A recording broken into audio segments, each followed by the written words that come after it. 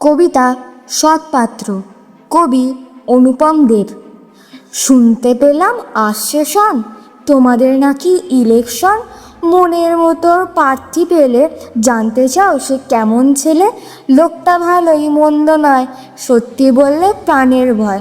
গলা যদিও বেজায় বড়, চোরের মায়ের মতোই ধরো। বিদ্যে বুদ্ধি সার্টিফিকেট, টাকা হলেই মিলছে টিকিট। তিনবার ভোটের শেষে হেরে গিয়েও মানেনি সে।